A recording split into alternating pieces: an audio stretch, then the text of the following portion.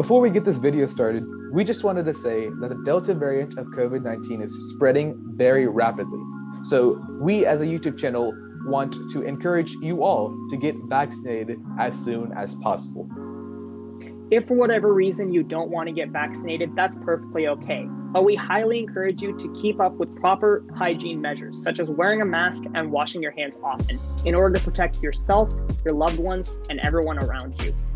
And remember, folks, the only way we're going to beat this virus is to stand united as a country and as a world, through vaccination and through masking. So let's get this video started. This disease is the 6th leading cause of chronic illness in the United States of America, with annual costs exceeding $18 billion.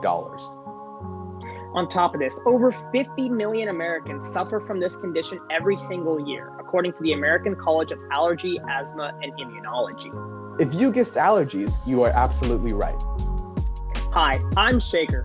And I'm Sukish. This is Medicine Made Simple. Today, we're going to simplify allergies. As always, all of our sources will be provided at the end for the information we cite in this presentation. On top of this, it'll actually also be listed on the presentation slide itself for the information used on that slide.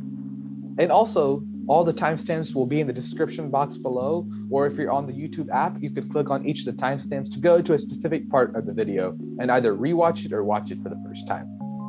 So, this is our outline for our presentation today. We're going to be discussing some key things, and you might even learn some things about allergies that you didn't know. So without further ado, let's go ahead and get started. First, to dive into what allergies really are, we need to look at a common term you've probably heard before, allergens. Basically, this is a fancy medical term meaning any foreign substance that enters the body, and it can enter through various different ways, like tissue lining in the eyes, nose, or mouth. There are many different common substances that can be considered allergens, such as pollen, dust mites, animals, venom, or even medications and food. Finally, these have a pretty profound effect on the body.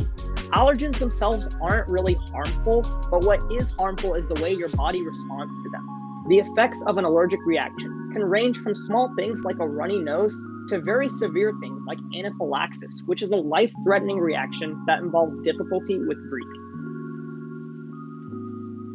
So now I'm going to go in depth on the cellular level of how the body reacts to allergens. So Shaker just mentioned that allergens are external substances that provoke allergies, and they can enter the body through the eyes, airways, and of course the skin. And the immune response is not because of the noxious nature of the allergen, but rather because of a misdirected recognition from the immune system. And what misdirected recognition means is that our immune system improperly reads the allergen, causing the allergies. So the misdirected recognition activates B lymphocytes, which is a type of immune cell, as you can see in the picture, to come in contact with cell-presented enemies, your allergens. The B lymphocyte travels back to your lymph node and transforms into a plasma cell. And plasma cells are antibody factories. Now, with antibodies, our body has developed an immune response. So when the body is presented with a same or similar allergen, the immune system locks onto it, and basophils, another type of immune cell, are released, and those basophils release histamine as an inflammatory response. So the chemical compound histamine causes symptoms such as sneezing, runny nose, and sinusitis, which is a swelling of your sinuses. So now let's narrow down our focus and look at some key differences between two medical terms that often can get confused: antigens and antibodies. Antigens are basically substances or toxins that enter your bloodstream and trigger your body into fighting it. Antibodies, on the other hand, are a substance produced by your immune system that attacks the antigens by binding to them. So one is a substance that enters your body, and the other is a substance produced by your body that actually attacks the other substance. So you might be wondering, what does this have to do with allergies? Well, allergens are really just a specific type of antigens. Recall from earlier that an antibody is something that triggers your immune system into fighting the allergen. Well, your body has specific antibodies that fight those antigens or allergens. These antibodies are of course known as immunoglobulin E, or IgE. Now, if IgE antibodies are sent, then this type of pathway is called IgE-mediated allergies. But there is a second type of allergy pathway that can exist called non-IgE-mediated allergies. Now, as of right now, it's actually unclear to scientists how non-IgE allergies can actually develop. But we do know that they are responsible for many different common types of allergies, such as peanut and shellfish allergies. Another key difference between IgE and non-IgE allergies is that IgE allergies take less than 1 hour to form, whereas non-IgE allergies take greater than a day to actually have a reaction at the site of contact. So now let's look at how a doctor can actually diagnose you with allergies. The first thing that they'll ask you is something that happens with every single doctor visit, an inquisition about your medical history. Your doctor could ask you questions about your family history, medications you take, your work, and your lifestyle. On top of this, they can also perform a physical exam if they think you have an allergy. They can examine your entire body, like your ears, eyes, mouth, nose, throat, skin, and chest. They can also do a lung function test, which basically measures your breathing rate. And finally, they can even perform an X-ray on your chest to look at the lung cavities and see how well you're able to breathe. The final thing they can do is have a standard allergy test. The 3 different types that we're going to look at on the next slide are skin prick, blood, and patch tests. You should be aware, though, that no one singular test on its own can actually determine if someone has an allergy. So it's best if a physician uses all of these tests in combination. The first test we're going to look at is the skin prick test. It is the most accurate type of allergy test and hence the most commonly used. It's also not very expensive. The doctor just pricks your skin and puts an allergen at the site of contact.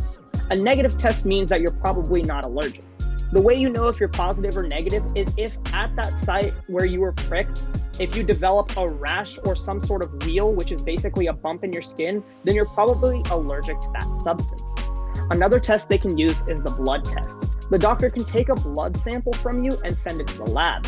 They then expose your blood to possible allergens to measure how many IgE antibodies you produce against those allergens. However, there is a high rate of false positives with blood tests, so they're not commonly used. The final test that a doctor can use is called the patch test, where they place a small amount of allergen onto your skin and then cover your skin with a bandage. After 2 to 4 days, they'll check the site to see if there was any reaction that happened. So now you're wondering, what happens if you do get diagnosed with allergies? The first thing that your doctor is going to do is tell you to avoid the allergen. You're going to work together, figure out what allergen it is, and avoid it at any cost. But sometimes we can't avoid these allergens. So your doctor may go to the next level and prescribe you some over-the-counter medications or give you prescriptions in the forms of tablets, liquids, or nasal spray. Antihistamines are an over-the-counter medication found in almost any retail store like Walmart, Sam's Club, Dillon's, you name it. Now, sometimes a doctor can go to the next level and give you immunotherapy. This is a treatment including several injections of a purified allergen extract given over a period of few years. Now, this immunotherapy can also be in the form of a tablet. This tablet is placed under your tongue, which is known as sublingual. So the final medical treatment for allergies are EpiPens. People with severe allergies will carry around an epinephrine shot, and this can reduce the symptoms of severe allergic reactions until they're given proper medical treatment in a hospital. But let's expand on the point that Takesh had about preventing allergies. You can do this in a couple different ways. The first is by obviously reducing contact with allergens. You can do this in a couple different ways, one of which is to do things like closing windows around your house to avoid incomings of pollen. Another thing you can do is possess proper hygiene measures. Basically, whenever you come into your house from being outside for long periods of time, you can take a shower to wash away any allergens you brought with you. A third thing you can do is make sure to drink plenty of liquid. Things like water and juice can help thin the mucus in your nasal passages, allowing some relief. Steam is also something that's very useful and used by many people around the world to clear their nasal passages of mucus. The final thing that you can do is have regular house cleaning. This can help ease some of your symptoms of allergies because allergens can hang around anywhere in your house, whether it be on your desk or on the floor you walk on. So having regular house cleaning keeps you free of allergies and keeps your house looking real tidy. So now that we covered all of that, we're going to get into some fun stuff. We're going to be talking about myths and facts about allergies. So the first statement is food allergies are very common. This statement is actually false. Although 25% of people think they're allergic to certain foods, studies show that only about 8% of children and 2% of adults have a food allergy. So food allergies are not very common at all. The next statement is, it is very rare for someone with a food allergy to be allergic to more than one type of food. And this, according to factretriever.com, is actually true. If you already have a food allergy, it is very rare for you to get another food allergy. Some people are allergic to sugar, and this statement is false. A condition is called a food allergy when the immune system fights against a certain protein in the food. This does not happen with sugars and fats. So you can only have an allergy if you're allergic to a certain protein in specific foods or specific antigens. Around $25 billion is spent in the United States each year on costs related to food allergies. And this is true.